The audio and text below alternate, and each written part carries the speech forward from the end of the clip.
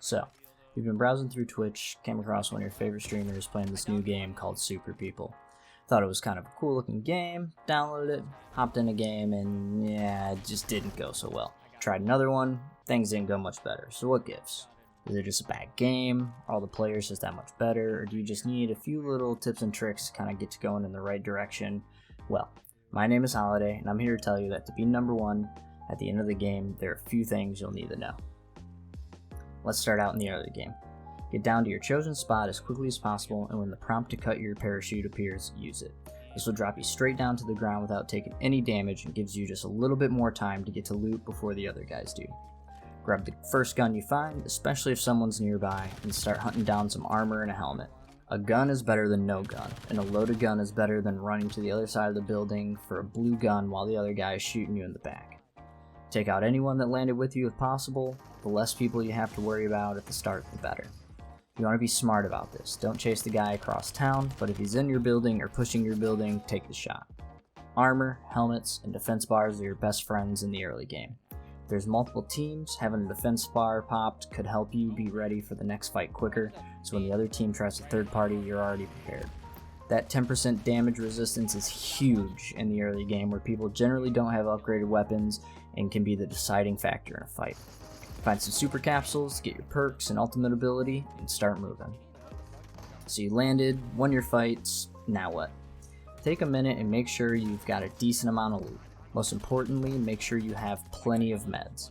Loot as you go, start moving towards the zone if you're outside of it, and if you're looking to take some fights, try to stay near the edge and look for people rotating in. Your personal supply crate should be arriving soon. Inside you'll get a rare or better version of your specialized weapon, as well as some ammo and material. Drop whatever weapon you'll be replacing before opening your crate, so that way the material you get will actually be useful. I recommend adding meds to your personal supply, but that's up to you. By now, you should have your ultimate ability and a decent amount of your perks. It's important to use your abilities in a way that is advantageous to you. On the screen, you'll see me using my Marine Alt to win a game. I use it to provide cover out in an open area so the enemy can't see me. If he pushes inside, he doesn't have full vision, and with the storm moving in on his back, I know he's desperate. By peeking in and out of my fog of war, I'm able to get the upper hand as he can't see me and doesn't know when or where I'll peek. I also use my C4 to help pressure him and get a little extra damage in during the fight. Using these abilities together helped me keep the fight in my favor and led to me winning the game. Positioning and good use of your abilities will increase your likelihood to win fights and push you that much closer to winning the game. If you can, avoid fighting in the zone. Keep things moving, don't be afraid to back out of a fight that isn't going your way. Check buildings for better loot as you're moving around the map, and try to stay near cover so if you're shot at or need to take a fight, you aren't out in the open for an easy kill. Now, let's get moving to the next zone. Rotating to the next zone can be one of the easiest or one of the hardest decisions to make on the fly. How many teams are left, any information you have on where teams are, and how far you have to travel to zone all affect how you should rotate. You want to put yourself in the best position possible, and that isn't always an easy choice to make. Early game, rotating is generally pretty easy. If someone's shooting at you and trying to keep you in the zone, you can usually just stay in it and rotate to a new spot where they can't see you. The first two zones don't do much damage, so you can easily out-heal them, but as the game progresses, this will become a much tougher dilemma as the zones deal increasingly more damage. You may need to use your ult to get into zone or to flush another team out of a good position.